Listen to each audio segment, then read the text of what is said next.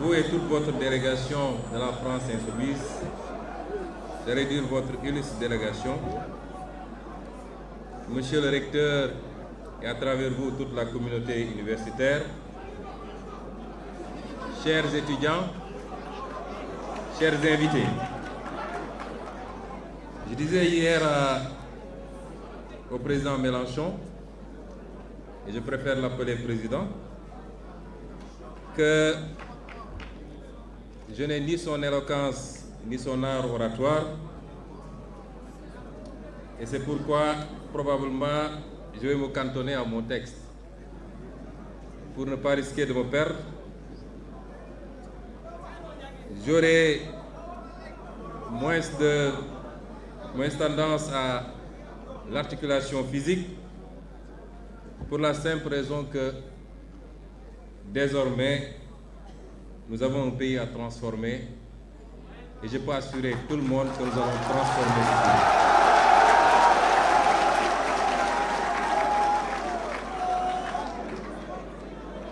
Je vous le dis avec d'autant plus d'assurance que ça fait à peine un mois que nous sommes aux affaires. Un mois de travail intense, mais ce rythme de travail se poursuivra pour les 60 prochains mois, Inch'Allah. Un travail qui nous a permis d'évaluer l'ampleur de la tâche, mais également l'ampleur des dégâts qui ont été causés. Mais un mois qui ont fini de nous convaincre, plus qu'on ne l'était avant d'arriver au pouvoir, que rien ne nous sera impossible.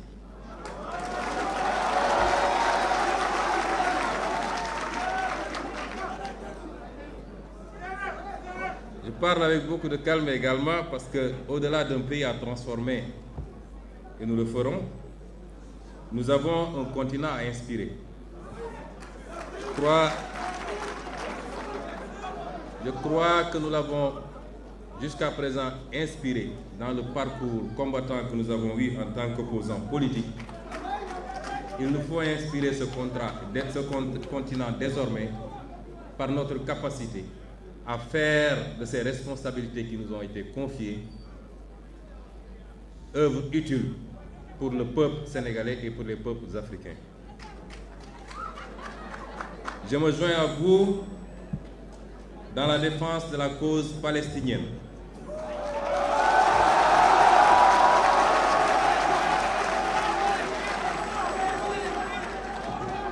Peuple aujourd'hui massacré dans l'indifférence totale de toute la communauté dite internationale. Le Sénégal a toujours eu une position et continue à la maintenir. Et ce n'est pas pour rien que depuis la création du Comité pour la défense des droits inaliénables du peuple palestinien, ce comité est présidé par le Sénégal. Son Excellence le Président Bassirou Diomaye Diakhar Faye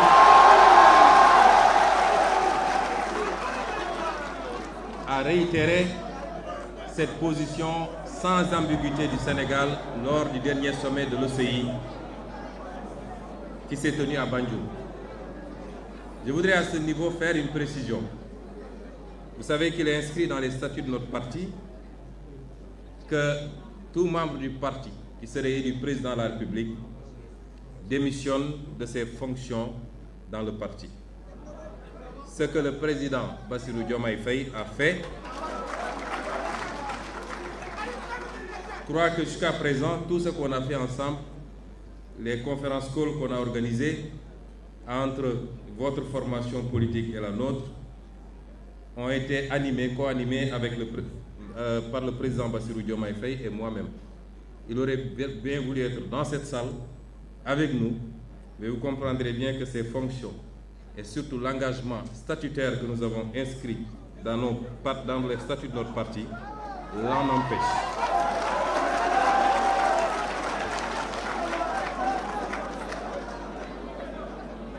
Les lignes que je vais lire tout à l'heure, Monsieur le Président Mélenchon, ont été rédigées le 26 juillet 2023, c'est-à-dire 2 jours avant mon arrestation ou mon kidnapping comme je l'appelle. Et ces lignes avaient été partagées avec deux de nos collaborateurs, notamment Maître Bamba Sissé, un de mes avocats, mais également un de vos concitoyens qui a joué un rôle extrêmement important dans notre lutte. Je veux nommer M. Juan Branco.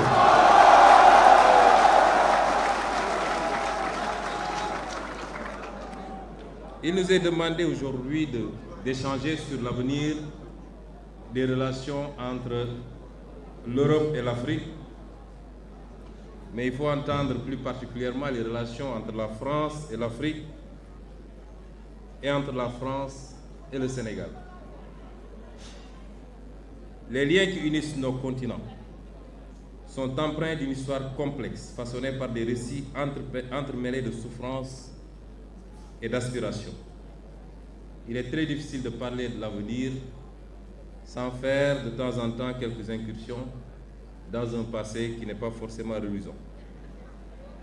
L'Afrique, berceau de l'humanité, a été trop souvent le théâtre d'une exploitation injuste, dictée par des intérêts extérieurs. Aujourd'hui, nous nous trouvons à un tournant décisif où la nécessité de réévaluer ces schémas historiques et de promouvoir un partenariat équitable s'impose avec une urgence sans précédent. Je saisis cette tribune pour souligner l'impératif d'adopter une approche nuancée et inclusive dans notre analyse des relations Afrique-Europe. Trop souvent, les discours simplistes occultent la richesse des interactions passées et présentes entre nos continents. Reconnaître les erreurs du passé, tout en saisissant les opportunités de collaboration future, constitue un impératif moral et politique. Nous devons également faire preuve de clairvoyance face aux défis contemporains qui jalonnent nos échanges intercontinentaux. Des enjeux cruciaux tels que la migration, le commerce équitable, sans oublier la problématique des accords de partenariat économique, la lutte contre le racisme, la sécurité, le transfert de technologies et la lutte contre le changement climatique requièrent une approche concertée et résolue, et seule une volonté commune de dialogue et de partenariat authentique permettra de surmonter ces défis et de construire un avenir meilleur pour nos peuples.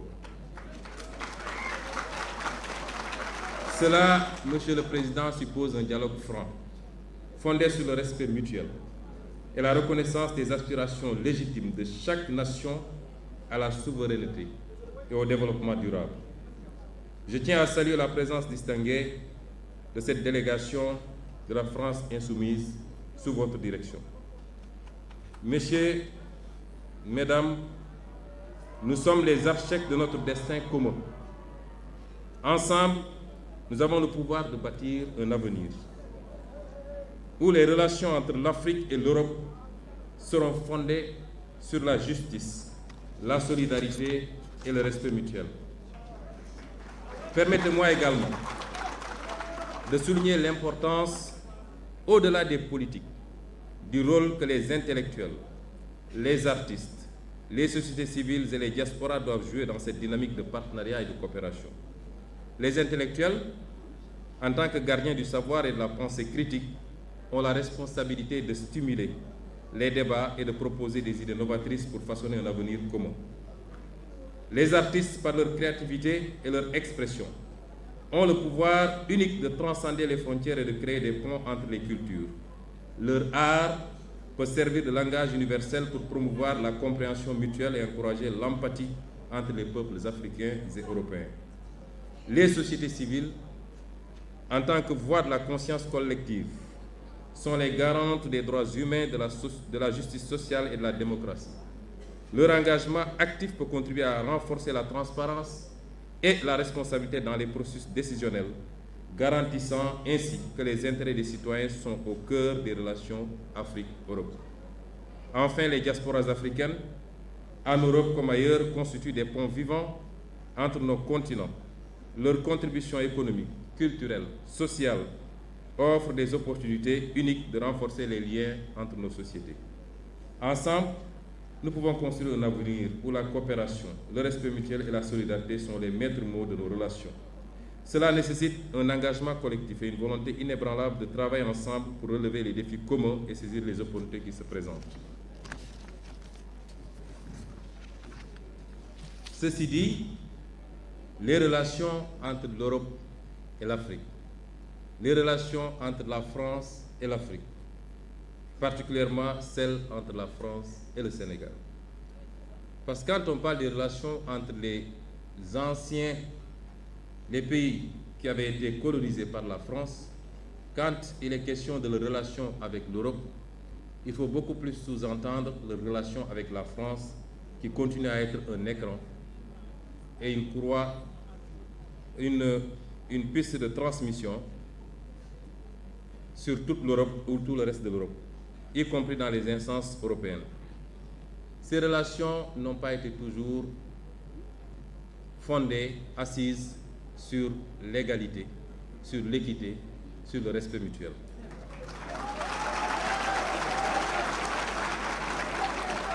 Ces relations jusque-là ont été des relations léonines au détriment des Africains et du continent africain.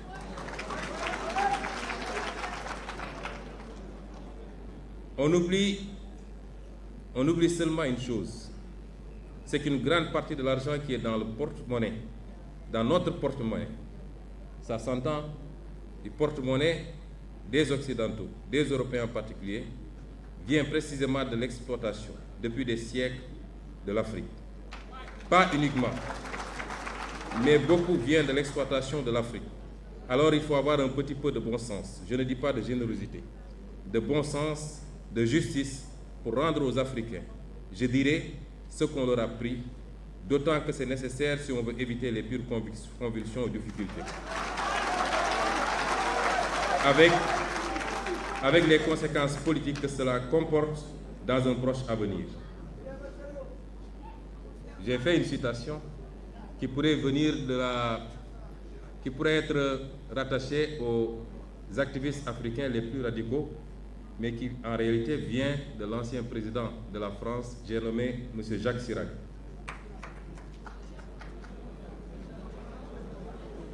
Ça étonne plus d'un, et je crois que chez le président Mélenchon lui-même n'en est pas informé. Et c'est une reconnaissance certes tardive, mais qui établit une vérité historique, celle de l'exploitation pendant des siècles et avec des manières différentes d'un continent par un autre, qui a pu justifier une grande partie de la richesse de l'un de ces continents au détriment de l'autre. Les relations entre l'Occident et l'Afrique, évidemment, sont faites de plusieurs siècles d'histoire, d'une singulière ambivalence. Celle entre la France et le Sénégal n'en déroge pas.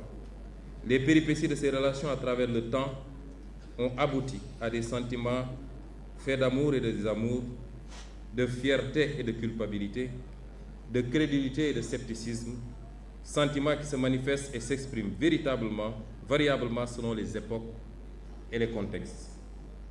Elles se singularisent depuis quelque temps par ce qui est qualifié par certains de sentiments anti-occidental ou de sentiments anti-français, exprimés par une large frange des opinions publiques africaines. Cet état de fait souvent imputé par la majorité de l'élite dirigeante, je précise bien, une majorité de l'élite dirigeante, vous n'en faites pas partie, évidemment, par la majorité de l'élite dirigeante occidentale, plus à tort qu'à raison, à l'activisme d'une nouvelle élite populiste, combinée aux manipulations de nouvelles puissances concurrentes, n'est pas nouveau. C'est des raccourcis qu'il faut trouver face à des phénomènes. Et le raccourci qui a été trouvé pour expliquer ce sentiment, c'est que les Africains seraient manipulés par de nouvelles puissances, la Russie, la Chine, et j'en passe. Qu'il est né aujourd'hui sur le continent de nouvelles élites politiques, populistes, qui manipulent les masses et particulièrement la jeunesse. Et ce raisonnement infantilisant ne correspond pas à la réalité. Nous avons dépassé l'époque où les Africains pouvaient se faire manipuler par quelques peuples, par quelques régimes.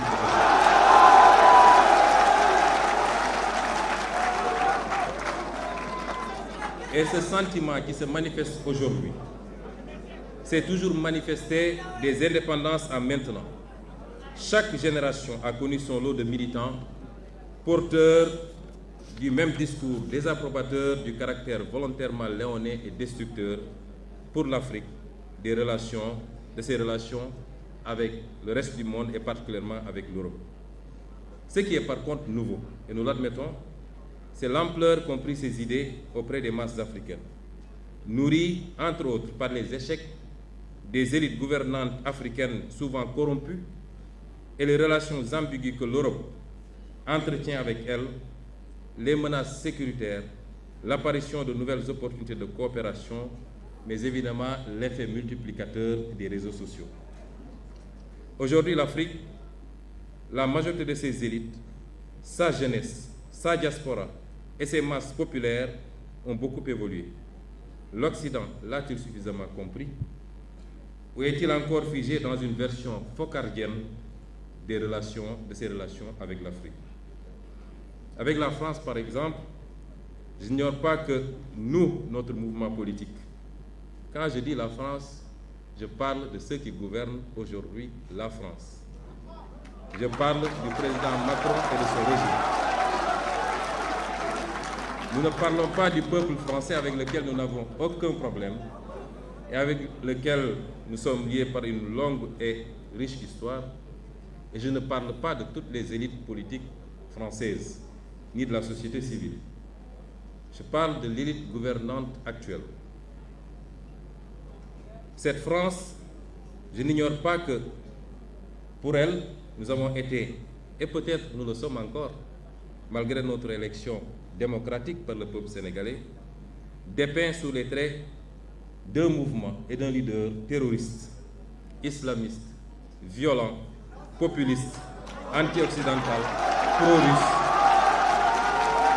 Je ne parle pas de vous. Vous partagez ce soir avec nous.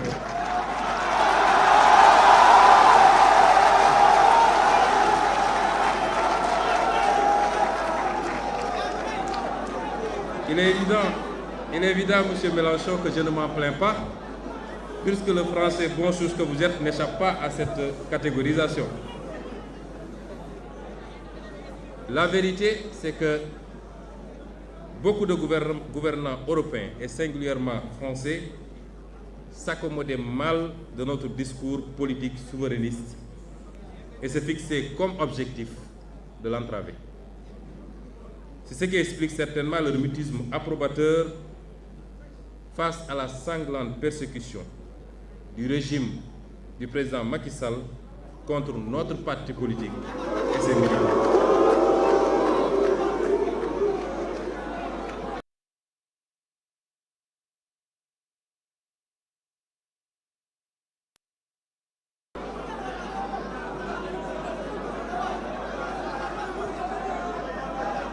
Monsieur le Président Macron,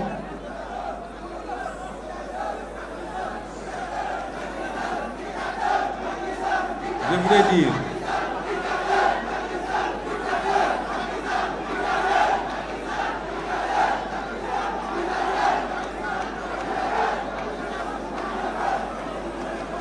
cher Jean-Luc, ce tableau semble assez sombre. Je le dis parce que durant toute la période de persécution extrêmement violente contre tout un mouvement politique au Sénégal, ayant entraîné et causé la mort de plus d'une soixantaine de personnes, des milliers de blessés, plus de 1000 détenus politiques, vous n'avez jamais entendu le gouvernement français dénoncer ce qui s'est passé au Sénégal.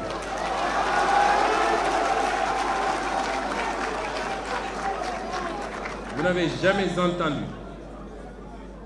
jamais entendu l'Union européenne dénoncer ce qui se passe au Sénégal.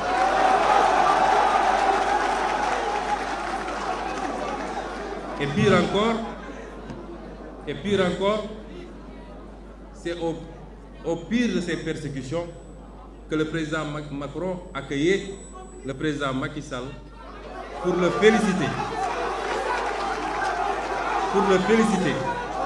d'avoir fait ce qu'il fallait pour sauver son pays. C'est une incitation à la répression, une incitation à la persécution et l'exécution de Sénégalais qui n'avaient de crime que d'avoir un projet politique qui était majoritairement celui des Sénégalais, et ce qui le confirme, c'est l'élection dès le premier tour à plus de 54% de son Excellence le président Bassirou Diomaye Faye. Je voudrais faire une précision. Les propos que j'avance sont les propos de Ousmane Sonko, président du parti Pastef les Patriotes.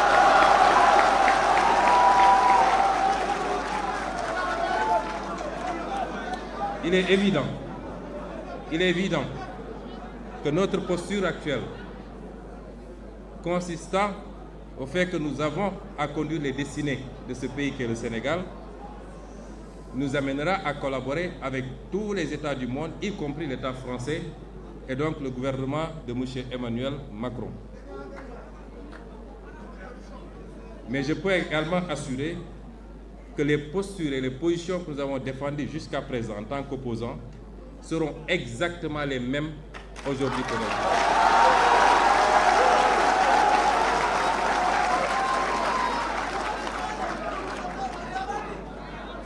Cher Jean-Luc Mélenchon, vous et votre mouvement des Insoumis, et au-delà des Insoumis, parce qu'il faut qu'on recadre les choses, je crois que vous êtes ici dans le cadre de votre coalition qui est beaucoup plus large, et il y a ici des élus qui ne sont pas membres des Insoumis, mais qui font partie de votre coalition un peu plus large. Mais je dirais, vous et votre mouvement, vous nous avez dit hier que vous ne vouliez pas que par votre silence sur ce qui se passait ici au Sénégal, que ce silence soit le prétexte d'une généralisation de cette perception à toute l'élite politique française et au-delà à tout le peuple français. Que vous vouliez être par votre engagement, non pas aux côtés de Pastef et du peuple sénégalais, mais par la défense de la démocratie et de la vérité, vous vouliez être cette autre voix de la France. L'accueil qui vous a été réservé ici au Sénégal doit vous rassurer que vous avez été cette autre voix de la France que nous avons entendue. Et au nom de tout le peuple sénégalais, je vous dis merci.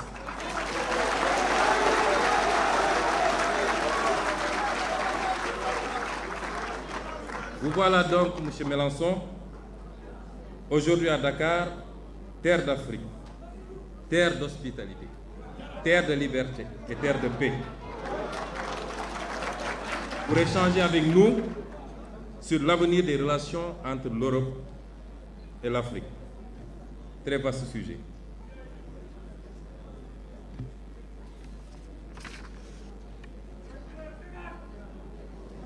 Cette relation que j'ai décrite plus haut, jusqu'à présent, s'est passée comme nous connaissons. D'abord, par le passage à la douloureuse épreuve de la traite négrière. Ensuite, la colonisation que nos pays ont vécue. Et aujourd'hui, ce qu'il est convenu d'appeler entre guillemets la néocolonisation. Beaucoup plus vicieuse, beaucoup plus pernicieuse, mais beaucoup plus impactante certainement sur le sort de nos populations. Et pourtant, nous y avons presque cru lorsque le président Macron déclinait la nouvelle doctrine africaine de l'Élysée. Cette nouvelle doctrine qui devait consister au refus de tout soutien politique à des régimes autoritaires et corrompus. Ce n'est pas ce qui s'est passé au Sénégal. Et j'ai bien aimé tout à l'heure une expression où vous disiez que nous devions participer à tous les combats, où vous rejetiez la neutralité et vous disiez que nous devions participer à tous les combats sur la base d'un principe très simple. Je me mêle de tout avec les mêmes principes. Malheureusement, Malheureusement, l'Occident et l'Europe, très promptes à donner des leçons et à se mêler de tout, ne se mêlent pas de tout avec les mêmes principes. Je m'en veux pour exemple ce qui se passe aujourd'hui dans les pays du Sahel. On a tout fait de condamner, d'exclure, de mettre des embargos. Ce que nous condamnons nous-mêmes. Il est inadmissible que des Africains fassent l'objet de condamnation, on peut comprendre, mais qu'ils fassent l'objet d'ostracisme et d'exclusion en terre africaine, ce n'est pas admissible. Aujourd'hui, l'Europe a ses propres problèmes avec des pays qui se disent adeptes de l'illibéralisme et qui ne respectent pas forcément les règles de l'Union européenne. Ce n'est pas pour autant que ces pays sont mis sous embargo ou que les subventions européennes sont coupées. Pourquoi faudrait-il que des problèmes politiques en Afrique soient réglés par les Africains sur commande extérieure en s'attaquant à des pays frères et à leur population surtout? Nous ne pouvons pas l'accepter.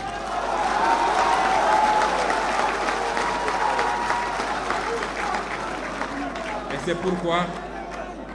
c'est pourquoi nous ne lâcherons pas nos frères du Sahel. Et nous ferons tout ce qu'il faut pour raffermir les liens et leur apporter notre solidarité.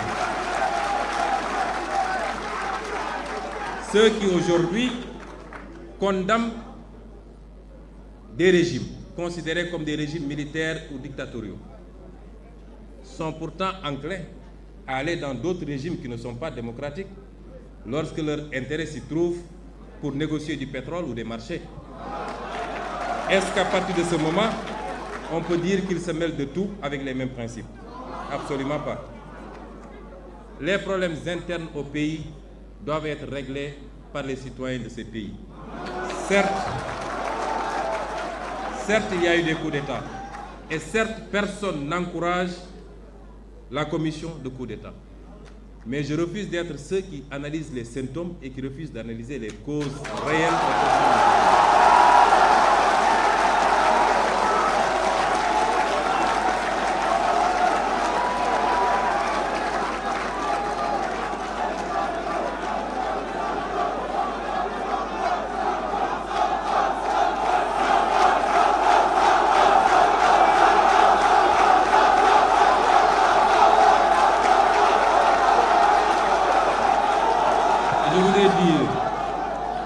Je voudrais dire, Monsieur le Président Mélenchon, que c'est ces tergiversations, cette ambivalence dans les prises de position qui ont fini par discréditer une bonne partie de l'Occident, et en l'occurrence ici l'Europe et la France, au regard de tous ces peuples africains qui aujourd'hui vont aux mêmes écoles, suivent de la même manière l'actualité mondiale et sont aussi éveillés que tout autre peuple du monde.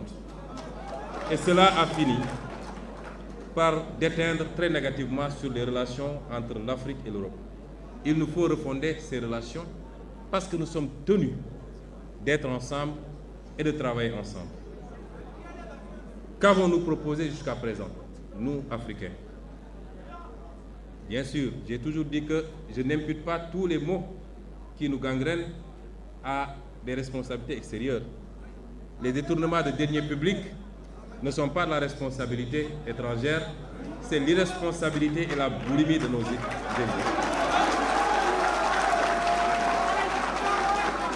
Les mauvais choix de politique publique, même s'ils sont dictés par des institutions internationales, ne sont que de la responsabilité de nos propres élites. Je puis vous assurer que personne, rien ni personne, aussi bien dans le cadre bilatéral que multilatéral, ne nous imposera à nous les politiques internationales. Personne.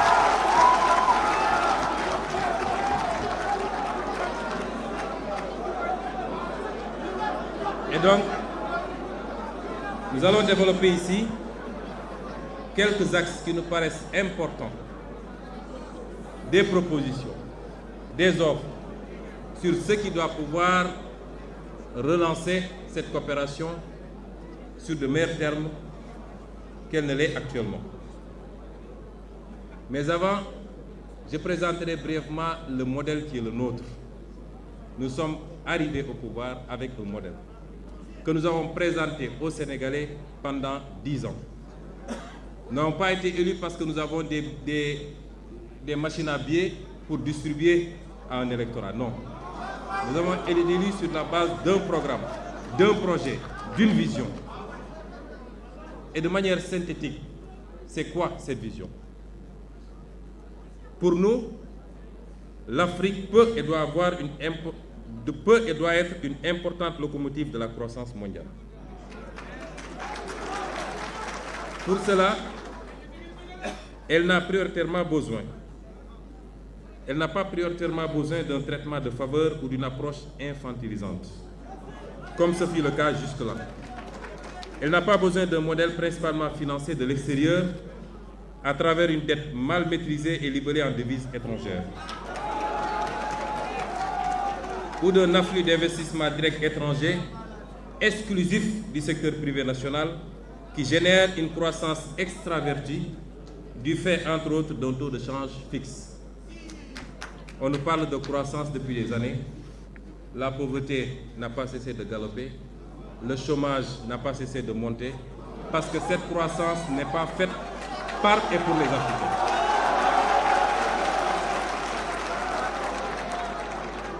Tel est le schéma auquel est soumis le continent africain, et le Sénégal en particulier, par le libéralisme ambiant qui les a réduits à un statut de marginaux dans leur propre continent. Les conséquences sont sans appel. Comme je l'ai dit tout à l'heure, extrême pauvreté, chômage, déstabilisation, crise politique et émigration clandestine. Le modèle que nous voulons donc est totalement opposé et repose sur une mobilisation optimale des ressources endogènes d'abord. Leur utilisation efficace, efficiente et transparente dans un état de droit et un environnement de liberté économique qui soit propice au secteur privé, national d'abord, africain ensuite, international enfin. Et ce modèle permettrait aux petites et moyennes entreprises africaines d'être les porteuses de la croissance par leur inclusion financière dans une monnaie compétitive qui ne soit pas arrimée à une seule monnaie. Dans ce modèle donc, l'Afrique doit être sa propre locomotive. Et le reste du monde en bénéficiera nécessairement, y compris en apportant des compléments de ressources financières, technologiques et en offrant leur marché. Dans cette perspective, la France, l'Europe doivent et peuvent rester des partenaires principaux, voire privilégiés, du Sénégal et de l'Afrique. Il y a des atouts dans la relation entre les deux continents et entre votre pays et le nôtre. Ces atouts sont indéniables. Nous ne sommes pas là pour faire du nihilisme absolu. Le premier atout, c'est que nous partageons cette culture ou cette soif, au niveau des peuples en tout cas, de la démocratie et du libre choix des peuples. Je crois que le Sénégal a suffisamment démontré à travers les années, malgré les crises que nous avons traversées, que c'est un peuple qui est très attaché à sa liberté et à sa démocratie. Nous partageons également une histoire. Le Sénégal, la France, l'Afrique, l'Europe, c'est plusieurs siècles d'histoire dont les vestiges architecturaux sont encore très visibles dans tous les pôles urbains du pays. Des siècles d'histoire traversés d'épreuves douloureuses, subies ou partagées, mais qui ont créé également un lien à nul autre comparable.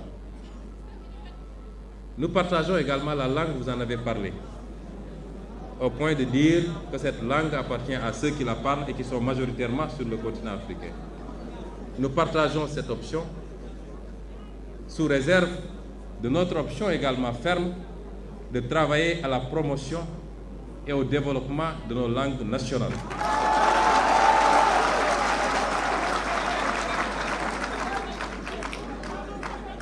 Nous partageons également un corpus institutionnel et juridique L'un des solides héritages justement de cette histoire réside dans la similitude des systèmes institutionnels et juridiques en usage dans nos pays, ce qui simplifie et stimule les rapports de travail, la mobilité professionnelle, des professions libérales par exemple. J'ai ici devant moi Maître Tine, qui est à la fois avocat au barreau de Paris et au barreau de Dakar du Sénégal, et le partage d'expériences également. La proximité géographique, le continent qui nous est le plus proche, évidemment, est le continent européen. Et pour le Sénégal, une attention mutuelle. Tous ces éléments sont des prérequis qui peuvent valablement présager de relations privilégiées et riches si l'on sait leur donner les orientations adaptées au contexte et à l'époque. Quels sont les contours qu'il faut lui donner? Nous avons une marge extraordinaire de progression dans nos relations, dans le domaine de la technologie, de l'intelligence artificielle, comme on l'a dit tantôt, de l'efficacité énergétique et la transition écologique, des investissements dans tous les domaines. Je parle des investissements directs. Autant d'enjeux modernes pour lesquels les pays africains, largement à la traîne, doivent pouvoir compter sur le partenaire européen, en sus des domaines classiques qui nous interpellent, la problématique de l'immigration, que nous ne voulons pas, dont nous ne voulons pas, que nous ne souhaitons pas. Nous dénonçons ce phénomène plus que vous-même, parce que c'est l'élite de notre jeunesse, à la fin de l'âge, qui périt dans les océans. La problématique de la bonne gouvernance est celle de notre révolution industrielle qui est inéluctable. Je me garderai de faire les développements sur chacun de ces points, puisque j'en avais fait, mais je ne veux pas être trop long, sur la technologie, l'efficacité énergique et la transition écologique, les investissements directs et la coopération technique, les questions d'immigration et de bonne gouvernance, que je vais traiter un peu. Parce que la malgouvernance et la pauvreté sont le lit de ces tentatives morbides d'exode codifiées sous l'appellation d'immigration clandestine par le peu de perspectives qu'elles offrent aux populations africaines. J'ai dit une fois qu'en réalité, l'immigration est un phénomène naturel aussi vieux que le monde. Elle peut être justifiée par deux raisons.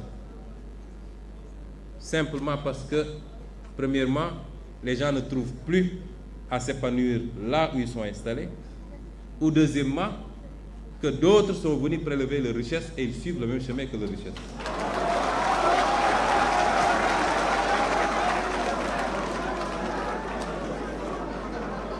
Et je persiste encore à dire à cette jeunesse que malgré tout, la solution ne se trouve pas dans l'immigration.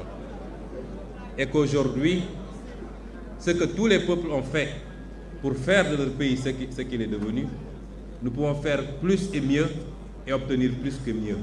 Notre challenge se trouve ici, en Afrique. La question monétaire, qui est une question qui nous semble fondamentale. Parce que, M. Mélenchon, nous avons, comme je l'ai dit, un pays à transformer. Et cette extraordinaire jeunesse que vous voyez attend beaucoup de nous. Et c'est pourquoi le plus difficile, ce n'est pas d'avoir un programme avec des axes que nous ferons ceci dans l'agriculture, ceci dans l'industrie, ceci dans la fourniture des biens et services de première nécessité. Ce n'est pas ça le plus problématique pour nos pays. Le plus difficile, c'est d'aller chercher les moyens là où ils sont. Et nos moyens sont énormes, mais ils nous échappent. Et nous allons les chercher là où ils sont. Parmi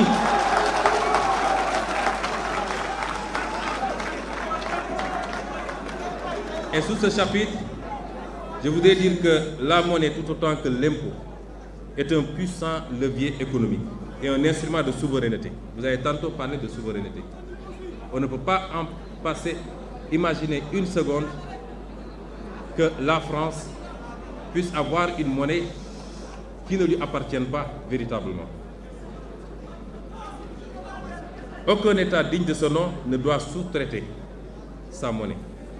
Et en guise d'exemple, le général de Gaulle, qu'il avait si bien compris qu'à la veille du débarquement de Normandie, lorsque Winston Churchill lui fit part de l'intention des Américains d'imposer à la France, après la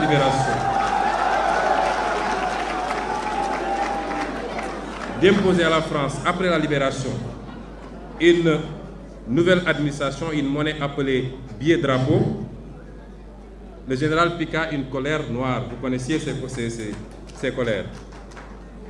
Allez, faites la guerre avec votre fausse monnaie, rétorqua-t-il. Ce billet ne circula que peu de temps en Normandie, notamment un seul mois, deux ou trois mois, de juin à août 1944, avant d'être définitivement retiré.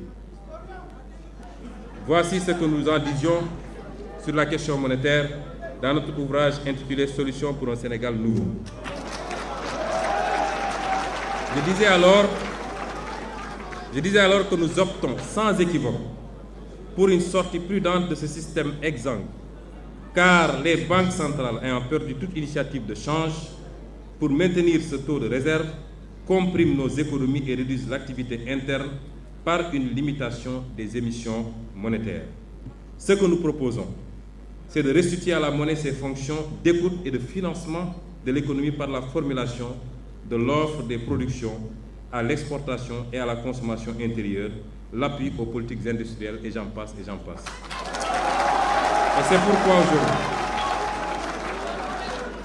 Et c'est pourquoi aujourd'hui, dans notre option de renforcer notre marché financier national par divers leviers, parmi lesquels des investisseurs étrangers qui acceptent de combler notre déficit d'épargne pour partie en monnaie locale. Imaginez-vous que les pays africains s'endettent en devises étrangères et donc sont exposés aux fluctuations du marché. Aucun pays africain presque ne peut s'endetter en devises locales. Et cela doit cesser parce que nous en subissons les contre-coups. Et ce que nous voulons également, c'est une monnaie flexible, arrimée au moins à deux devises, à même d'aider à amortir les chocs exogènes et accompagner notre compétitivité à l'exportation. Je ne pourrai pas faire tous les développements sur la question monétaire, mais si j'en parle, c'est que à chaque fois qu'un homme politique africain soulève la question monétaire, il devient le diable incarné. Nous n'avons pas le droit de parler de notre propre monnaie. On n'en débat jamais au Parlement, on refuse d'en débattre dans les plateaux de télévision, et pourtant vous pouvez débattre de l'euro sur la tribune de l'Assemblée nationale française. Et c'est pourquoi nous en faisons un débat, nous l'imposons, et je pense que dans le cadre communautaire, en tout cas les derniers développements que nous en avons, nous nous acheminons sûrement vers ces réformes que nous souhaitons tant, qui ne sauraient tarder. L'autre élément, c'est la sécurité. La présence de bases militaires étrangères au Sénégal.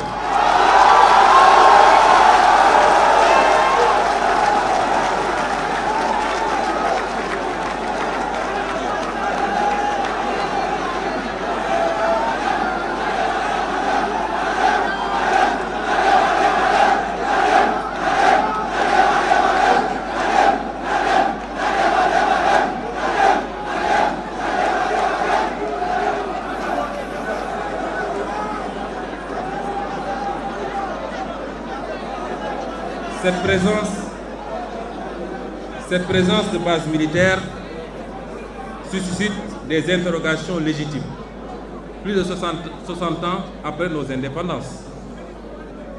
Nous devons nous interroger sur les raisons pour lesquelles l'armée française, par exemple, bénéficie toujours de plusieurs bases militaires dans nos pays et sur l'impact de cette présence sur notre souveraineté nationale et notre autonomie stratégique.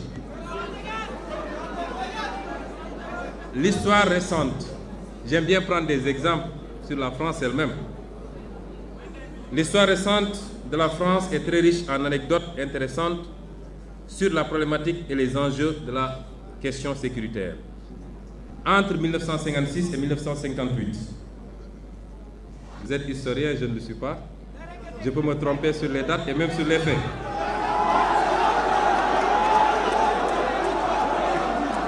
Mais entre 1956 et 1958, c'est-à-dire après la Deuxième Guerre mondiale, les Américains eurent le projet d'installer sur le territoire français un stock d'armes nucléaires et de missiles balistiques. Le projet buta sur la double question du commandement et du contrôle des missiles, dont le déploiement était admis par les militaires français comme un bon moyen d'accroissement du pouvoir dissuasif de l'OTAN.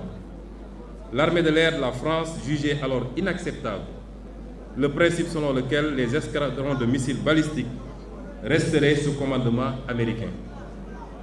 Ces unités devaient impérativement être sous commandement national. Dès son arrivée au pouvoir, le général de Gaulle, encore lui, lors de la réunion de défense du 7 juin 1958, avisa que ces armes devront être obligatoirement sous contrôle français et que la France réclame le droit de donner son avis dans le déclenchement d'une éventuelle guerre nucléaire, toute condition jugée excessive par les Américains au point qu'un accord n'ait pu être conclu. Deuxième exemple, en mai 1966, le général de Gaulle engagea la France à se retirer du commandement intégré de l'OTAN, qui disposait alors d'une dizaine de bases militaires en France. Et la conséquence, nous la savons. Et justifia cette décision par la volonté de la France de disposer d'elle-même, volonté qui est incompatible avec une organisation de défense dans laquelle elle est subordonnée. Je réitère ici la volonté du Sénégal de disposer de lui-même, laquelle volonté est incompatible avec la présence durable de bases militaires étrangères au Sénégal. Ceci ne remet pas en question les accords de défense. Nous entretenons les accords de défense avec beaucoup de pays, les États-Unis, la Grande-Bretagne, la Chine même, je crois, beaucoup de pays. On peut avoir des accords de défense sans que cela ne justifie que le tiers de la région de Dakar soit occupé aujourd'hui par des garnisons étrangères.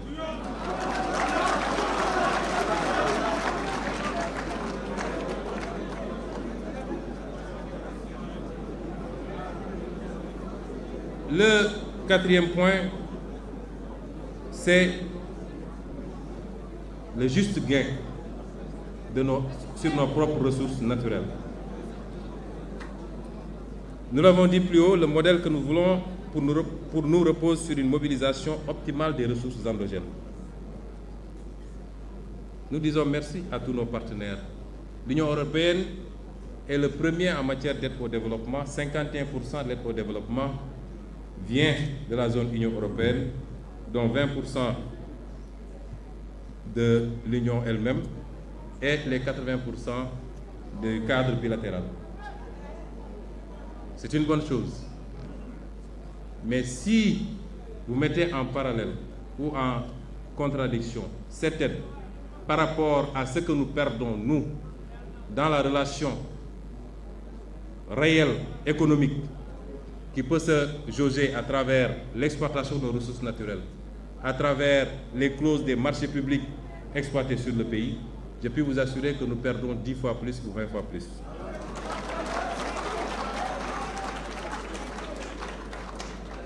Et c'est pourquoi nos partenaires doivent comprendre que c'est là la seule issue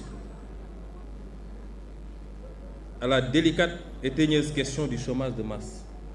C'est que nos pays s'organisent, en plus de la mobilisation des ressources fiscales et des droits de port, en plus de la question monétaire qui doit nous permettre de pouvoir avoir une monnaie adaptée à nos réalités économiques, en plus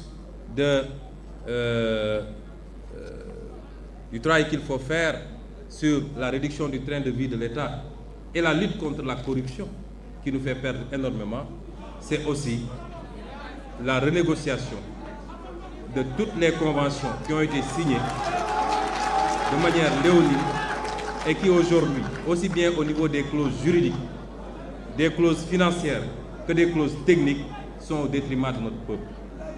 Je peux dire ici, et vous ne le saviez pas, on nous a promis que le gaz commencera à être exploité cette année. Vous connaissez l'impact que peut avoir cette richesse sur un peuple. Vous allez dans des pays comme le Qatar qui, 30 ou 40 ans en arrière, on n'y enregistrait que des tentes dans le désert. Vous voyez ce que c'est devenu avec une bonne utilisation de leur gaz naturel. Mais si nous ne prenons pas nos responsabilités, je peux assurer les Sénégalais que dans les 15 ou 20 ans à venir, le Sénégal ne gagnera pas un copec de son gaz. Et c'est inadmissible. Et c'est pourquoi nos partenaires, s'ils sont vraiment des partenaires, doivent encourager, accompagner ce processus de rééquilibrage du gain que chacun doit avoir dans la gestion de ses ressources naturelles. Oui, nous acceptons qu'un investisseur qui a pris des risques, qui a investi, doit gagner et avoir un retour sur investissement. Mais non, nous n'acceptons pas qu'il gagne tout et que nous ne gagnons presque rien. Ça, ce n'est plus l'Afrique de 2024.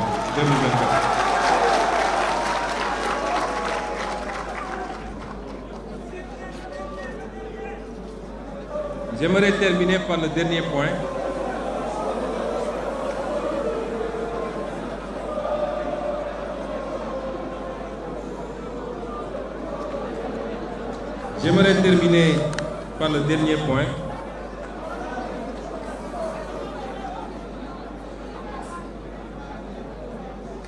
Nous disions hier, vous et moi, que nous avons énormément de convergences. Et je suis sûr que vous vous retrouvez dans tout ce que j'ai dit jusqu'à présent. Je suis moins sûr que vous allez vous retrouver dans ce que je vais dire maintenant. Mais on ne peut pas avoir une convergence parfaite, ça n'existe nulle part. Même entre nous, Sénégalais, entre nous, dans le cadre de notre parti, le PASTEF, nous n'avons pas une convergence parfaite. Et j'aimerais terminer sur un point qui relève beaucoup plus des aspects culturels, sur lesquels les échanges doivent être prudents du moins. Sur l'aspect culturel, qui relève souvent de la foi et qui déclenche beaucoup de passion, chaque peuple doit se donner les moyens de respecter les autres peuples dans leurs croyances et leurs convictions.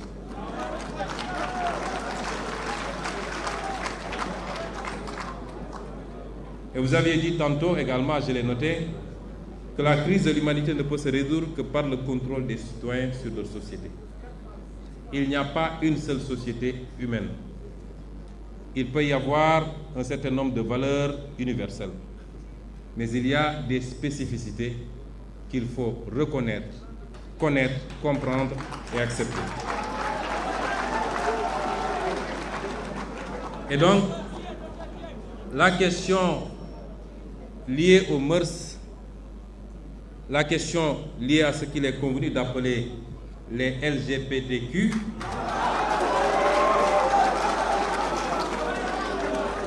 risque d'être le prochain casus belli entre le monde occidental et le reste du globe terrestre si elle continue à être posée de cette façon.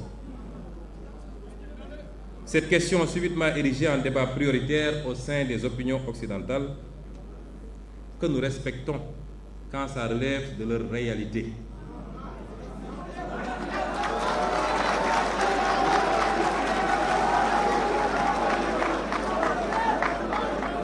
Et cette question corrélée à celle des nouveaux droits tels que ceux liés au genre cristallise énormément de passion et d'incompréhension tant elle met face à face des cultures, des civilisations et des systèmes politiques à la vision diamétralement opposée sur la question.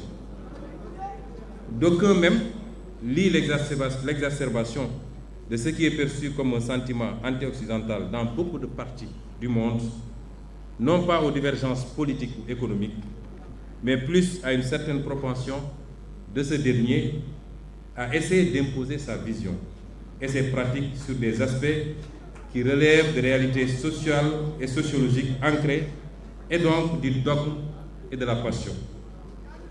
Le Sénégal est un pays optionnellement et fondamentalement laïque, non pas dans le sens d'un État athée, mais plutôt d'un État équidistant et respectueux de tous les cultes, et d'une tolérance sociale, religieuse, ethnique et raciale universellement saluée et donnée en exemple. Rien ni personne ne remettra en cause ce modèle séculaire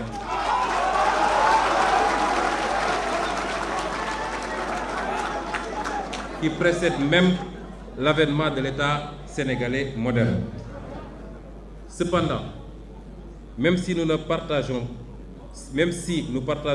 une ossature universelle de la laïcité, chaque société l'adapte à son contexte et à ses réalités socioculturelles. Celle du Sénégal, je viens de le rappeler, n'est pas faite de séparation rigide de l'État et de la religion, mais d'une complémentarité contenue faisant de l'État un acteur assumé du fait religieux qu'il encadre et finance même, et des religieux, des régulateurs sociaux indispensables à l'apaisement et à la stabilisation de la vie politique et sociale. Ceci est rendu possible et même indispensable par la texture socioculturelle du peuple sénégalais, au sein duquel le spirituel occupe une place importante, chrétiens, musulmans ou adeptes des religions traditionnelles confondues.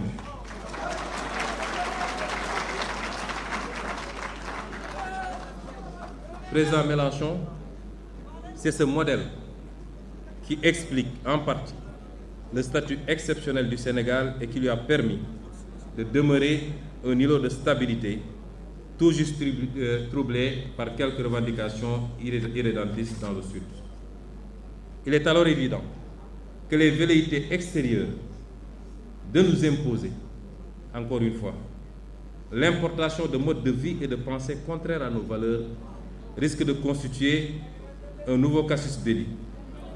La question du genre, par exemple, revient régulièrement dans les programmes de la majorité des institutions internationales et dans les rapports bilatéraux, même souvent comme une conditionnalité pour différents partenariats financiers. Nous pouvons noter aujourd'hui que la question des genres n'est pas nouvelle dans nos sociétés. Il ne faut pas penser que nos sociétés ne connaissaient pas ces questions. Elles les connaissaient et elles les géraient à leur façon. Elle ne l'est nulle part d'ailleurs et est presque consubstantielle à l'humanité. Elle ne peut être donc l'apanage de l'Occident. Chaque société, comme je le disais, a établi et perpétue librement ses mécanismes d'absorption des faits sociaux qu'il faut respecter dans la limite de l'humainement raisonnable. Par exemple, la France interdit la polygamie. Le polygame que je suis serait un hors-la-loi en France.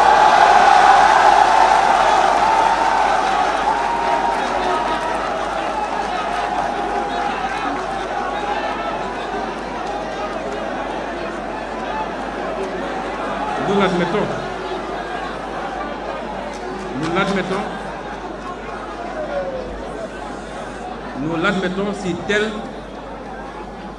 telle est la culture, le mode de vie de la France et de l'Europe.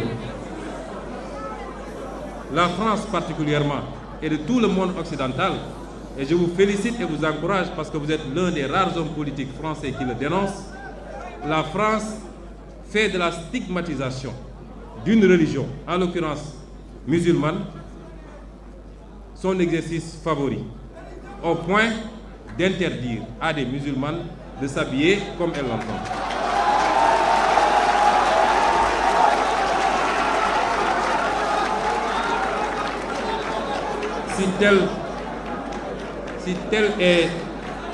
Si cela est conforme à la culture, au mode de vie et aux options des Français, nous l'acceptons et les Sénégalais qui vivent en France devront s'y adapter. Eh bien, si aujourd'hui, dans notre société, le phénomène dont je viens de parler n'est pas accepté, il est toléré. Et le plus grand danger que peuvent encourir les membres de ces communautés, c'est la propagande qu'on veut nous imposer.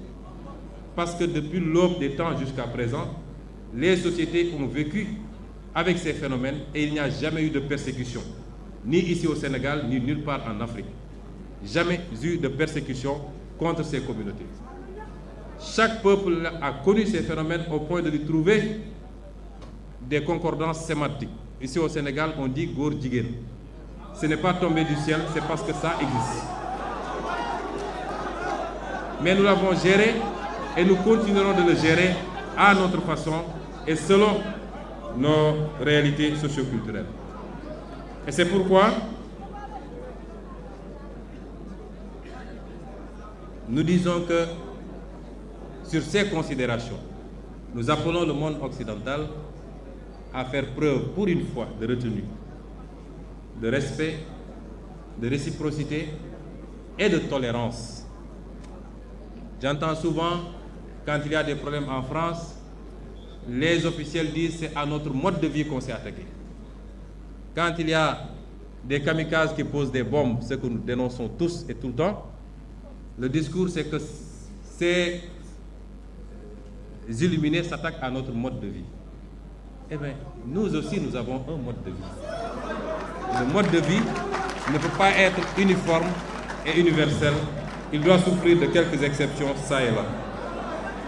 Et c'est pourquoi je conclurai par dire que sur ce phénomène particulièrement, le Sénégal et beaucoup de pays africains ne peuvent accepter une quelconque velléité de leur imposer la légalisation de ce phénomène. Pour conclure, je dirais à monsieur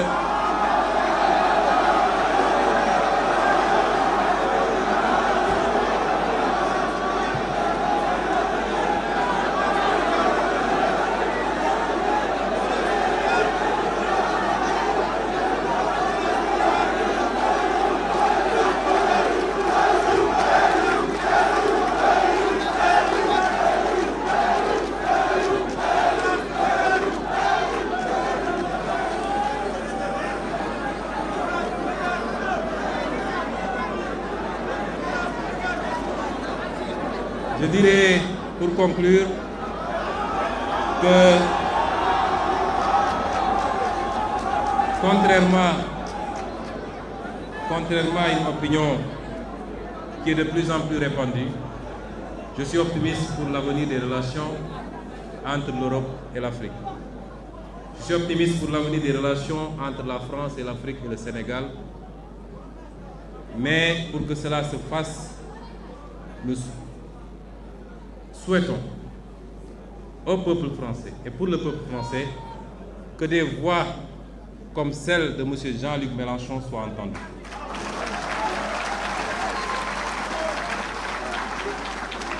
Qu'un discours éclairé, réaliste, qui tienne compte des évolutions remarquables de ces dernières décennies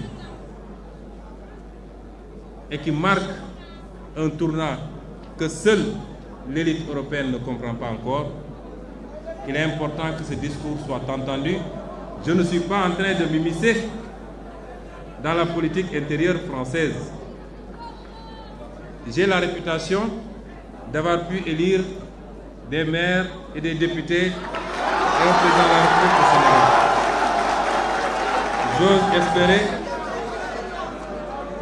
c'est exagéré, je n'ai élu personne, c'est le fruit d'un travail collectif acharné.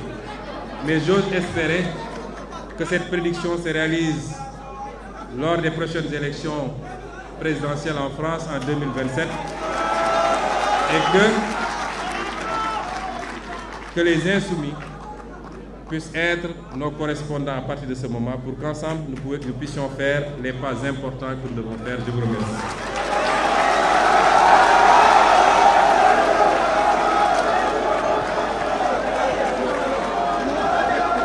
Président Ousmane, s'il vous plaît, s'il vous plaît, s'il vous plaît.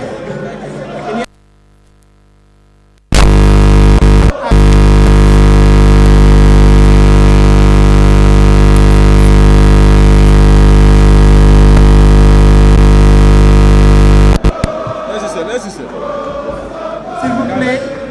s'il vous plaît. Il y a juste 2 minutes.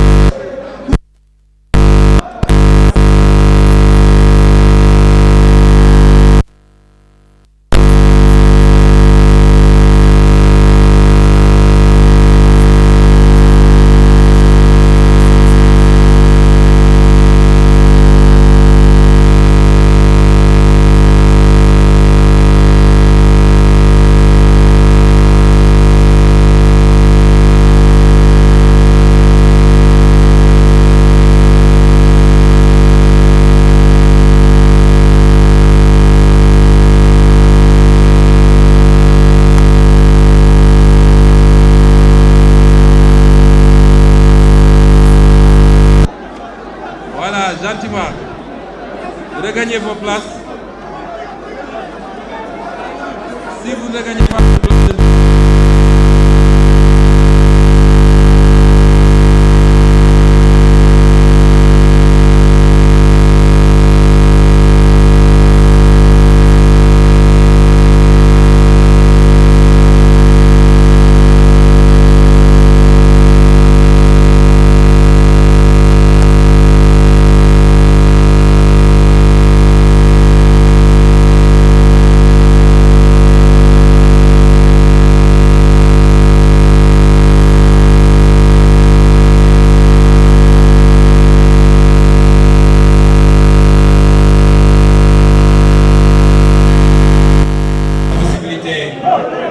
au revoir pendant quelques minutes. Après, on procédera à une remise symbolique de cadeaux pour lui et pour la France insoumise avant de lever la séance. Donc, je vous prie de garder vos places et ensuite, nous serons à votre disposition. Merci.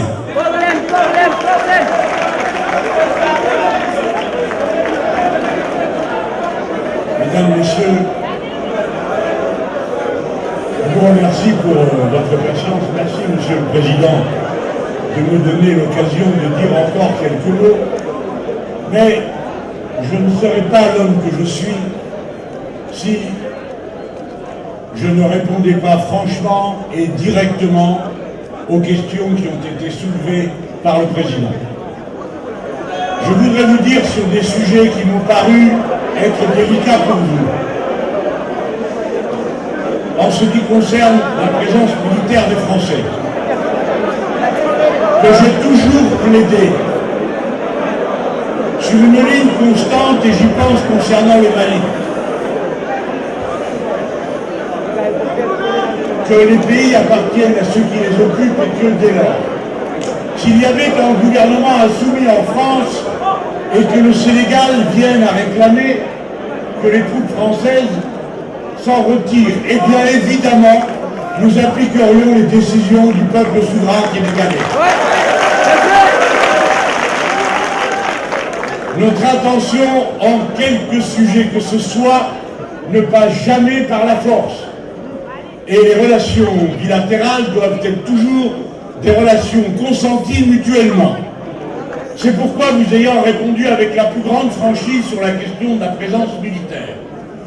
Et en vous rappelant que si je suis capable de faire la critique de mon pays lorsque je lui reproche d'être resté pendant 9 ans au Mali sans qu'on en ait discuté à l'Assemblée nationale française, ma pensée ne se dissocie pas un seul instant de ceux de mes compatriotes qui, obéissant aux ordres qui leur étaient donnés, se sont sacrifiés dans cette aventure, que je considère en effet comme une aventure. Ensuite, je veux vous dire avec la même franchise que la question de la monnaie doit se régler bien évidemment par les pays africains eux-mêmes et que nous n'aurions aucune intention de nous mêler dans définir la valeur pour quelque pays que ce soit.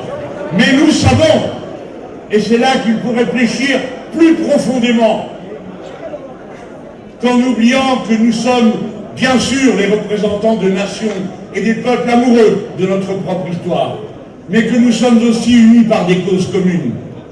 S'il y a une monnaie qui est gagée sur une monnaie européenne, ce n'est pas seulement parce que ça faisait les affaires des Européens, mais aussi parce que ça faisait les affaires d'un certain nombre des élites africaines qui y trouvaient la garantie que leurs biens seraient protégés par leur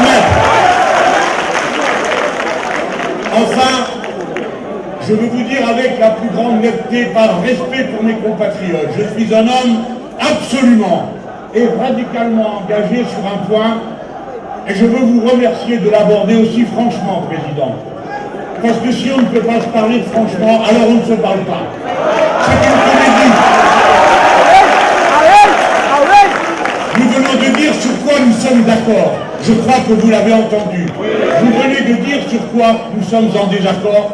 Je vous le confirme. En effet, je suis le premier législateur français qui ait déposé un texte de loi à propos de la population, la possibilité du mariage homosexuel. Je suis, si vous voulez le savoir, hétérosexuel. Mais je pensais que cette liberté d'amour devait être ouverte à tous ceux qui voulaient en bénéficier. Et c'est pourquoi je vous dis, les yeux dans les yeux, que j'assume la position politique que je voulais. Et je ne chercherai pas à vous l'imposer. Mais il est inutile de parer cette divergence d'une divergence qui viendrait entre les nations. Car chez nous, c'est les pires réactionnaires et les pires racistes qui se sont opposés à cette disposition-là. Donc c'est si bien que je l'assume, et je vous dis que je sais que dans mon pays, elle fut controversée. Et nous l'avons réglée comment? Comment l'avons-nous réglée? En votant. Eh bien, peut-être qu'un jour vous-même vous voterez, et alors...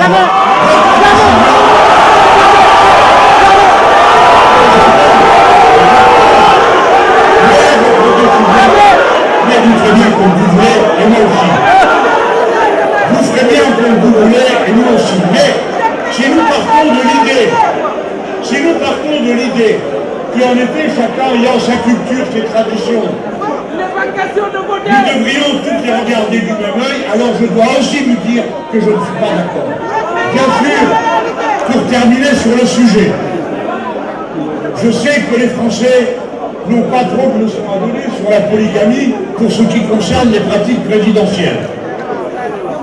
Mais il n'empêche que vous ne pouvez m'empêcher de penser, pour moi, pour mes compatriotes, que nous n'y sommes pas favorables. Et je vous le redis, il n'y aura pas non plus de concession intellectuelle de ma part sur ce sujet avec vous, comme vous n'en avez pas avec moi.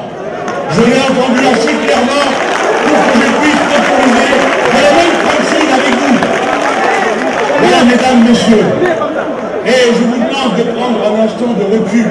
Écoutez-moi, nous venons à cet instant de faire une démonstration, et vous venez d'en faire une. On peut dialoguer et ne pas être d'accord. On peut dialoguer et être d'accord. Et la révolution citoyenne sénégalaise m'a accepté venant ici à l'invitation du PASTEF, sachant quel homme je suis et quelles valeurs je porte.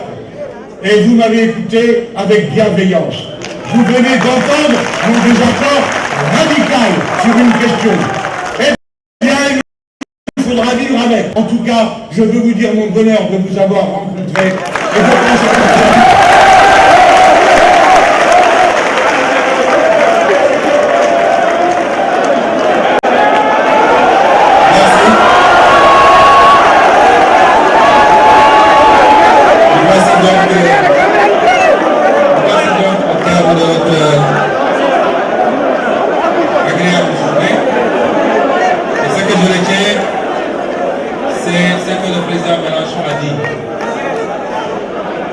de dialoguer de tout, de constater nos désaccords et de capitaliser sur nos convergences. Et c'est là où le bas blesse malheureusement. Nous vous concédons votre désaccord sur la polygamie. Ce qui ne nous empêchera pas de débarquer à Paris avec les deux dames.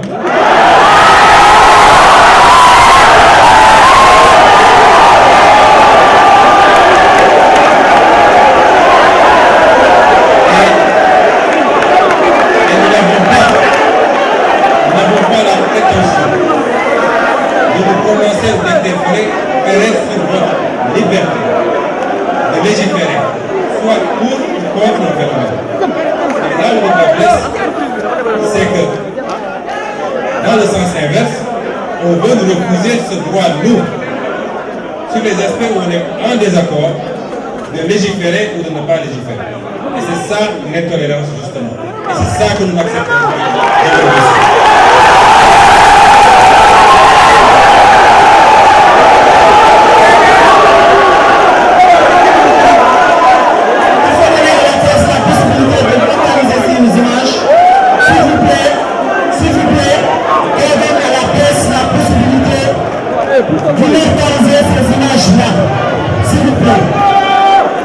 il faut donner à la presse la possibilité d'immortaliser ces images.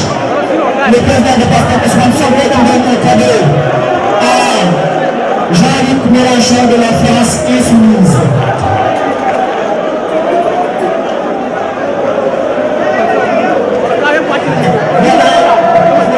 Le président Ousmane Sonko de Pastef qui donne un cadeau symbolique à Jean-Luc Mélenchon.